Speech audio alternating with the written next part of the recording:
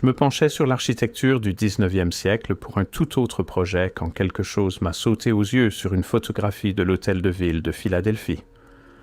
Les encadrements de portes, 3,50 m de hauteur, peut-être 4, ornés, certes, d'une beauté indéniable, mais pratique, pour qui, au juste? Et une fois que je l'avais remarqué là, impossible de ne plus le voir ailleurs. Boston, New York, Londres, Paris, Melbourne. Des bâtiments défilaient sur mon écran, les uns après les autres, chacun révélant les mêmes proportions impossibles. Des orphelinats aux portes de 4 mètres prétendument construits pour des enfants abandonnés qui n'auraient jamais pu les ouvrir. Des fenêtres du sol au plafond. Des meubles, bureaux, chaises, lits, proportionnés pour des corps qui n'existent nulle part dans nos archives. Ce schéma se répétait sur tous les continents, toutes les cultures, dans ce qu'on nous présente comme des civilisations totalement distinctes, sans aucun contact, sans code de construction commun, sans la moindre raison de bâtir de la même façon. Pourtant, ils étaient près de là.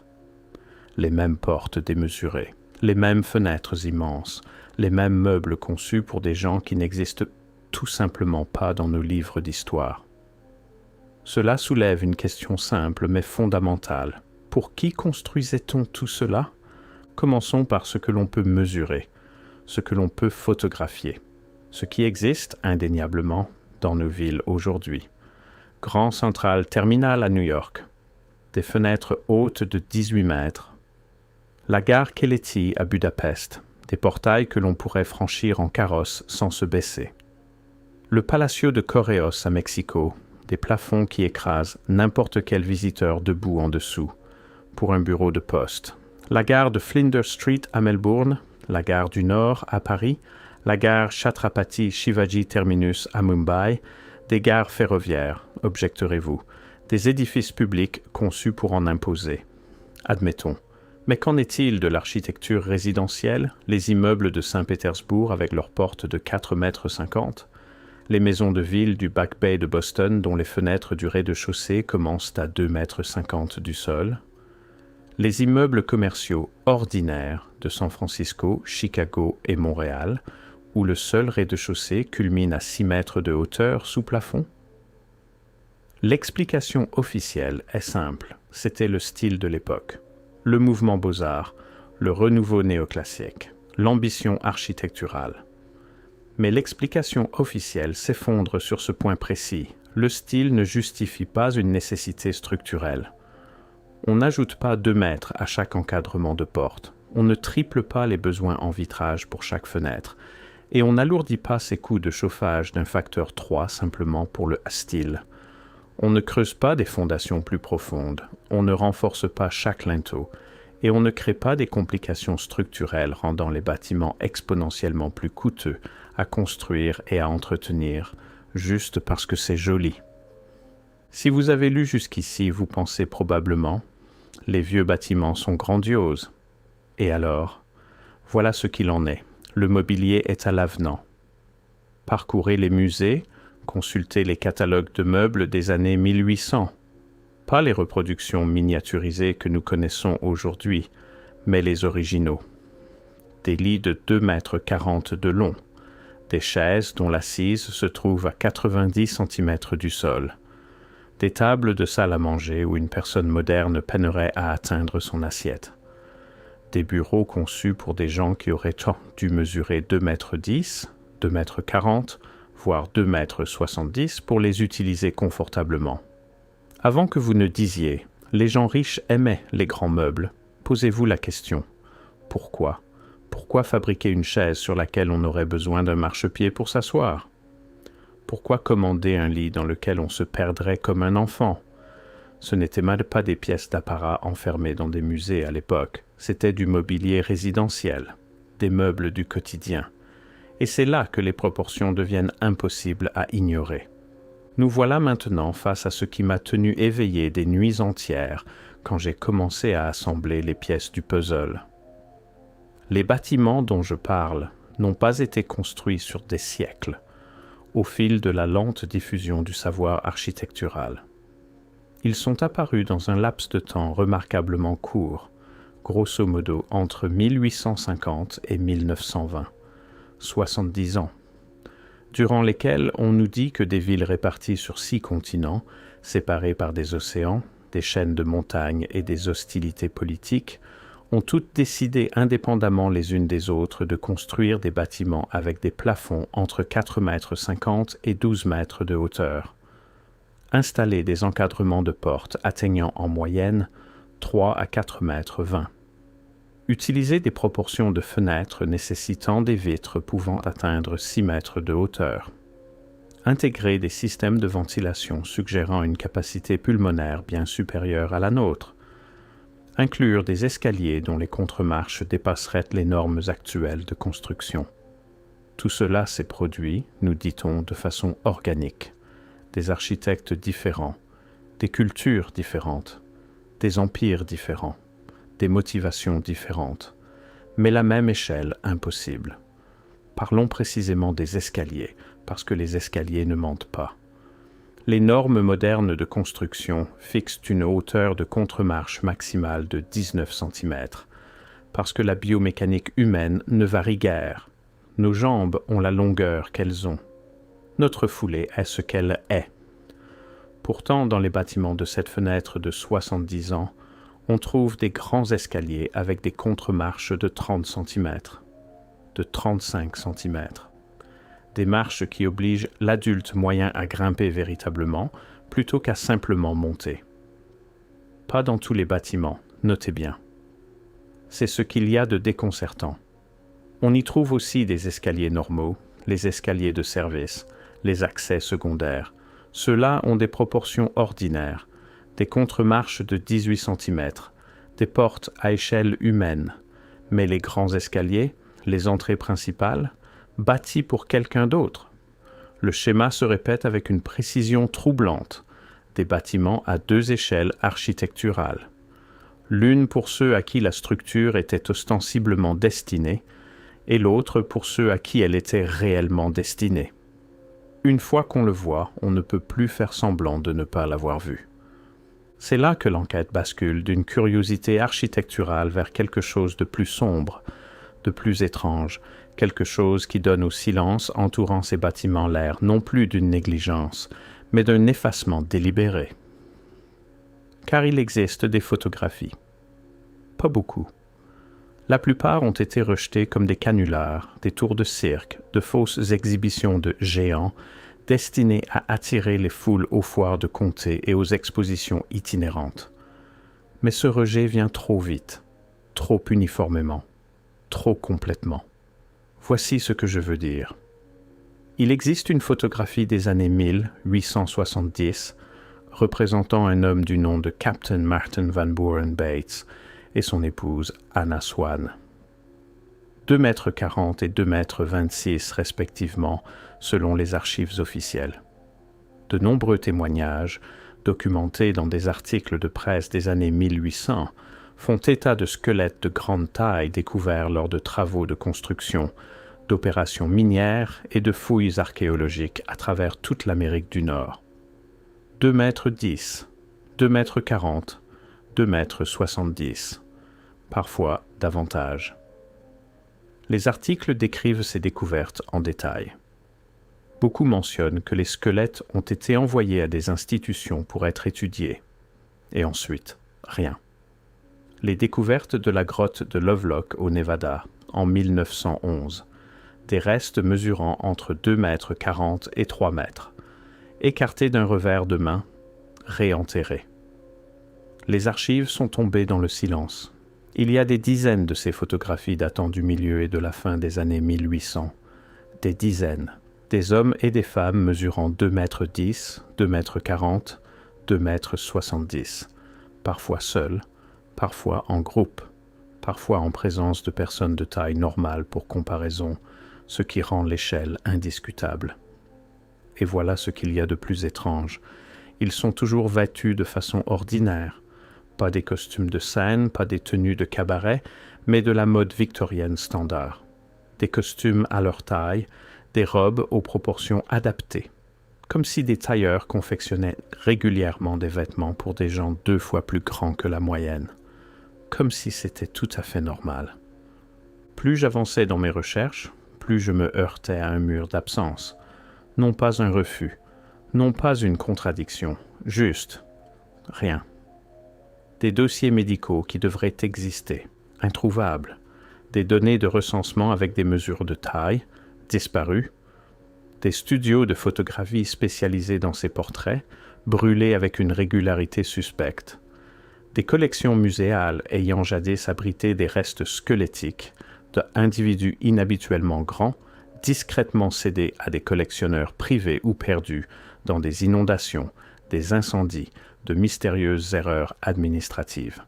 La Smithsonian, en particulier, revient sans cesse dans ses récits, acquérant des restes lors de fouilles de tertre, acceptant des dons de matériel squelettique provenant de découvertes faites sur les frontières, tout cela disparaissant dans des collections que les chercheurs ne peuvent plus consulter, dont ils ne peuvent pas confirmer l'existence, dont ils ne peuvent pas retracer les archives officielles. Pourquoi? Pas qu'est-il arrivé aux ossements, pas quand ont-ils été perdus, pas sous quelle administration les archives ont-elles disparu. Non, pourquoi? Si ce n'étaient que des gens de grande taille, des cas isolés, des anomalies médicales, des malades de l'hypophyse, pourquoi leur suppression systématique de la mémoire collective? Pourquoi n'existe-t-il pas de vastes études médicales datant de l'époque? Les Victoriens documentaient tout. Ils mesuraient les crânes, cataloguaient les spécimens physiques, constituaient d'immenses archives sur la variabilité biologique humaine. Pourtant, pour des individus mesurant régulièrement plus de 2,10 mètres, apparaissant sur des photographies sur plusieurs décennies et plusieurs continents, le silence, un silence assourdissant. Parlons de ce qui s'est passé ensuite, ou plutôt, de ce qui ne s'est pas passé. Vers 1920, la construction de ces bâtiments aux proportions impossibles s'arrête, net. On passe abruptement, sans aucun mouvement architectural documenté ni aucun manifeste, à une construction à échelle humaine. L'art déco arrive et soudainement les bâtiments ont des plafonds de 2,40 mètres, des portes de 2 mètres, des fenêtres ordinaires. L'explication officielle, l'efficacité économique, la Grande Dépression, l'évolution des goûts. Mais cela n'explique pas l'uniformité du changement. Les mouvements architecturaux ne fonctionnent pas comme ça. Ils évoluent progressivement. Il y a des périodes de transition, des phases expérimentales. On s'attendrait à trouver des bâtiments des années 1920 et 1930 conservant quelque chose de l'ancienne échelle, quelque chose des anciennes proportions grandioses, notamment dans les quartiers aisés où le coût n'était pas prohibitif, à la place, une standardisation complète vers des dimensions plus petites, mondiales, simultanées. Comme si les gens pour lesquels ces bâtiments avaient été conçus n'étaient tout simplement plus là. Et à peu près au même moment, entre les années 1890 et 1920, ces photographies d'individus inhabituellement grands cessent d'apparaître. Les expositions itinérantes ferment leurs portes. La documentation médicale s'arrête. Les articles de presse sur des squelettes de géants, découverts lors de fouilles de tertre, si courants dans les années 1880, se tarissent complètement d'ici 1925. Pas progressivement, brusquement. Cela soulève une autre question simple, mais cruciale. Ont-ils disparu? Ont-ils été tués? S'est-il passé quelque chose entre 1890 et 1920 qui a effacé tout un pan de la population humaine de la vie publique si totalement qu'en l'espace d'une seule génération, nous avons oublié jusqu'à leur existence? Ou avons-nous choisi d'oublier? Il y a encore une pièce du dossier qui me hante. Les archives de maintenance des bâtiments du début du XXe siècle, non pas les archives de construction, celles-là ont pour la plupart disparu ou sont inaccessibles, mais les archives de modification. Les reçus et factures pour les travaux réalisés sur ces grandes bâtisses lors de leur conversion à un usage moderne. Des encadrements de portes abaissées, des faux plafonds installés, des vitres remplacées par des modules plus petits, des escaliers reconstruits avec des paliers supplémentaires pour réduire la hauteur des contremarches. Des milliers de bâtiments dans des dizaines de villes, tous modifiés de la même façon, tous dans la même fenêtre de 30 ans. Les factures existent, les entrepreneurs existent, les photographies avant-après existent. Ce qui n'existe pas, c'est la moindre explication de pourquoi ces modifications étaient nécessaires. Les documents se contentent de décrire les travaux. Abaissement de l'encadrement de porte de 4,06 mètres à 2,13 mètres. Pose d'un faux plafond pour réduire la hauteur de la pièce. Aucune explication, aucun motif mentionné. Juste le travail silencieux et systématique de faire rentrer les bâtiments dans les dimensions de ceux qui en avaient hérité. Car c'est bien de cela qu'il s'agissait, n'est-ce pas? Un héritage. Nous n'avons pas bâti ces structures, nous y avons emménagé, nous les avons réduites à notre taille. Et nous avons ensuite écrit des histoires pour expliquer que nous les avions construites, qu'elles avaient toujours été destinées à des gens de notre taille, que la grandeur n'était qu'ambition esthétique. Les preuves suggèrent tout autre chose. Alors, qui étaient-ils? Les photographies suggèrent des gens mesurant entre 2,10 mètres et 3 mètres. Pas monstrueux, pas difformes, pas victimes du gigantisme hypophysaire qui affecte les individus exceptionnellement grands de notre époque. Regardez les photographies attentivement quand vous arrivez à en trouver. Ces gens ont des traits proportionnés, une structure faciale normale, aucun signe des problèmes articulaires, des troubles cardiovasculaires, de la durée de vie raccourcie qui caractérise l'acromégalie.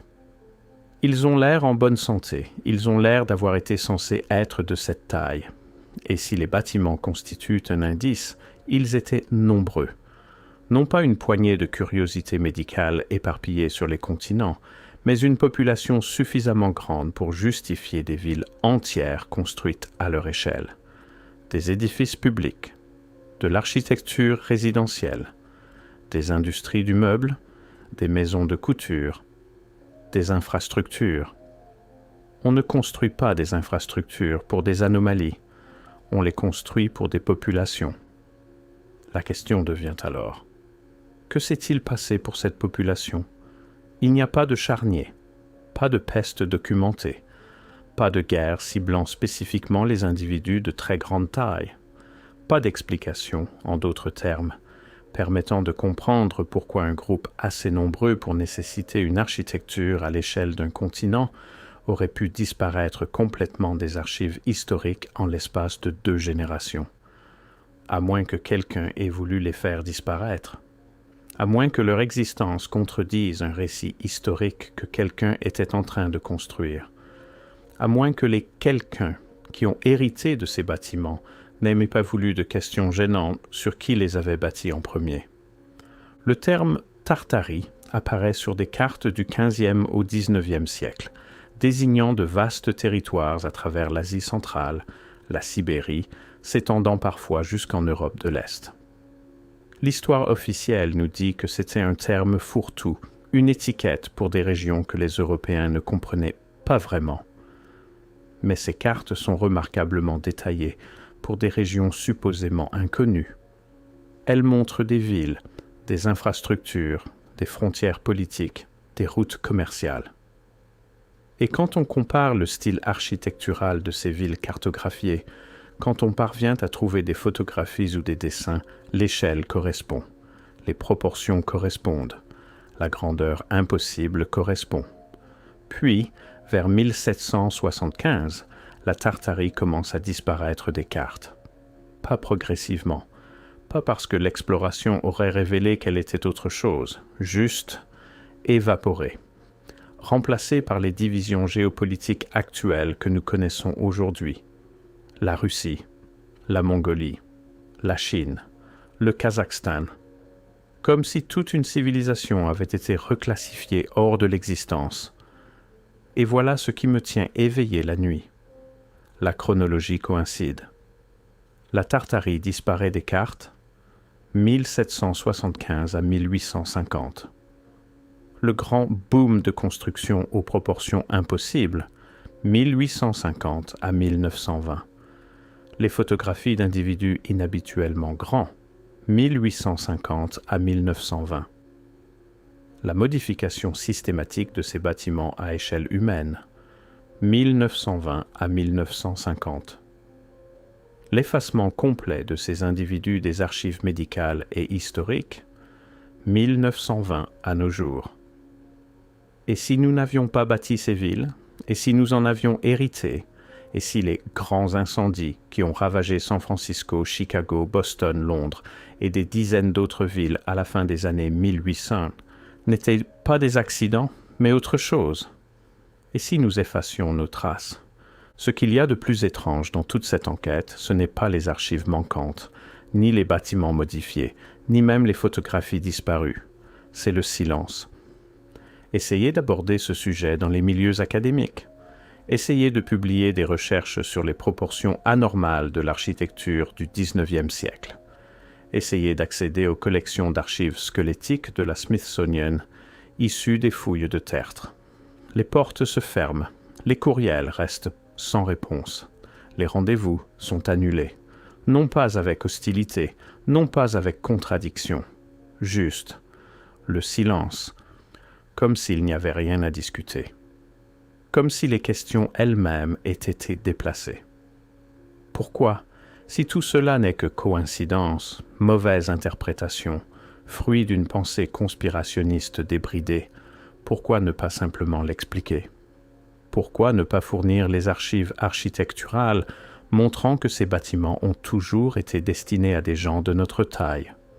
Pourquoi ne pas produire les études médicales expliquant la population d'individus de 2 à 3 mètres comme une variation génétique connue? L'absence d'explication vaut réponse en elle-même. Ils n'expliquent pas parce qu'ils ne peuvent pas. Pas sans soulever davantage de questions.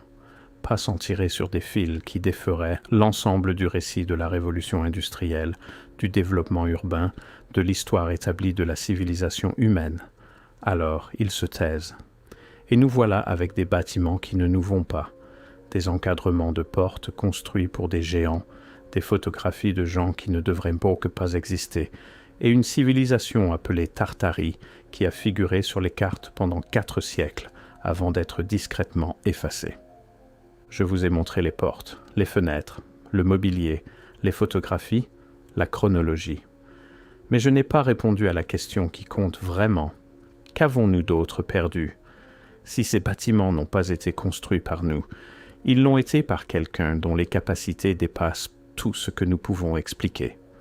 Rien que les prouesses d'ingénierie, la taille de la pierre, la précision, la pure logistique du déplacement de matériaux aussi massifs, exigent soit une technologie dont nous n'avons aucune trace, soit une population dont les capacités physiques surpassaient largement les nôtres. Et si cette population a existé, si elle a bâti ces structures, qu'a-t-elle su d'autre? Que contenaient les bâtiments qui ont brûlé? Qu'y avait-il dans les bibliothèques dont on nous dit qu'elles ont été détruites dans des incendies accidentels? Quel savoir ces spécimens médicaux renfermaient-ils pour que quelqu'un décide qu'ils devaient disparaître des collections publiques? Nous vivons dans leur ville. Nous franchissons leurs encadrements de portes, modifiés pour nous convenir, mais conçus à l'origine pour eux. Nous levons les yeux vers leur plafond. Nous nous tenons rapetissés dans leur hall, et nous appelons tout ça notre histoire. Mais si ce ne l'est pas, si nous n'étions que les héritiers, les gens qui ont emménagé après, la civilisation qui a réécrit l'histoire pour expliquer ce qu'elle avait trouvé, parce que la vérité, que nous n'avions rien bâti de tout cela, était trop déstabilisante à admettre. J'avais commencé cette enquête avec une observation simple. Les encadrements de portes ne sont pas à notre taille. Je la termine avec une question sans réponse confortable. Qui nous a-t-on appris à oublier? Pas pourquoi, pas comment, pas quand exactement, ni dans quelles circonstances. Mais qui, parce que quelque part dans l'écart entre ces immenses encadrements de portes et nos plafonds, standardisés à 2,40 m, entre les photographies de Victoriens de 2,20 m et l'absence totale de tels individus aujourd'hui, entre les cartes montrant la Tartarie et les cartes marquant son absence, Quelque part dans cet écart se trouve une population qui a bâti des infrastructures pour elle-même, puis a disparu si complètement que nous avons hérité de son monde et l'avons appelé le nôtre. Les portes s'en souviennent, même si nous avons oublié. La prochaine fois que vous entrez dans un bâtiment de cette époque, levez les yeux, vraiment. Mesurez les proportions. Demandez-vous qui pourrait utiliser cet espace confortablement, sans modification. Puis demandez-vous pourquoi on est censé ne pas poser cette question. Les bâtiments sont toujours là. Les photographies existent si l'on sait où chercher. Les preuves persistent, éparpillées et supprimées, attendant que quelqu'un les assemble en un tout cohérent. Et ce tout, une fois perçu, ne peut plus être ignoré. Les habitants de la Tartarie étaient-ils les géants que notre folklore se rappelle, mais que notre histoire nie? Ont-ils été exterminés, ou se sont-ils simplement éteints à mesure que nous nous installions? Les preuves architecturales suggèrent que nous vivons dans leurs vestiges. Le silence suggère qu'on ne devrait pas le remarquer. L'enquête continue. Si vous avez vu quelque chose, une photographie inhabituelle, un récit de famille, un détail architectural qui ne cadre pas, documentez-le, partagez-le, avant qu'il ne disparaisse comme tout le reste. Parce qu'ils veulent qu'on arrête de poser des questions. Et c'est précisément pour cela qu'on ne peut pas s'arrêter.